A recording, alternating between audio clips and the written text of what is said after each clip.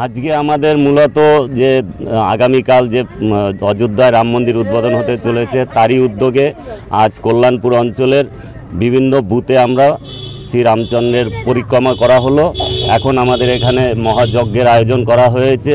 3 quintal বেলকাঠ এবং others রামচন্দ্রজি 14 বছর বনবাস ছিল, সেই কারণে আমরা 14 মণ কাঠের এখানে হোমযজ্ঞের আয়োজন করেছি এবং বৈকাল 4টে থেকে রামায়ণ হবে।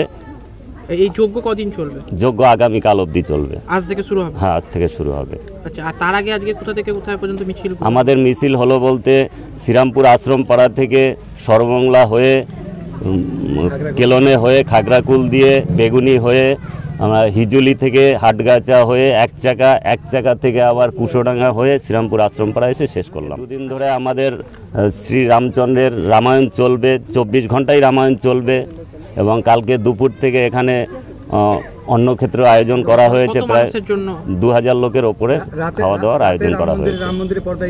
আবার আগামীকাল বৈকালে আমাদের এখানে পর্দার মাধ্যমে শ্রী মন্দিরের যে উদ্বোধনী অনুষ্ঠান সেটা আমাদের দেখানো হবে আগামীকাল বৈকাল 6টা থেকে। কি নাম আপনার? আমার নাম পলাশ মোড়।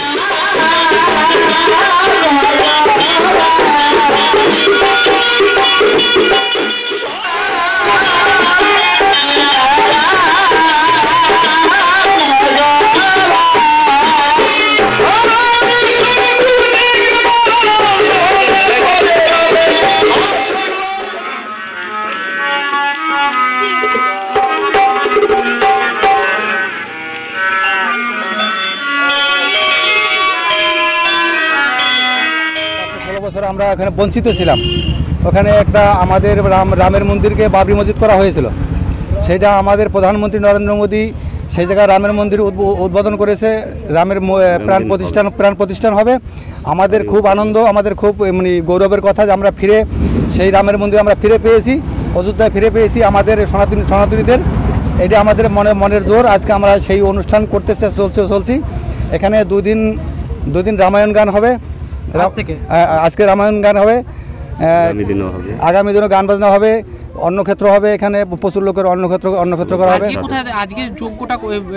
হ্যাঁ, আজকে এখানে যজ্ঞ হবে। কত কাঠের যজ্ঞ করবে? এখানে 3 কুইন্টাল বেলকাঠের যজ্ঞ হবে। 3 কুইন্টাল বেলকাঠের যজ্ঞ আছে।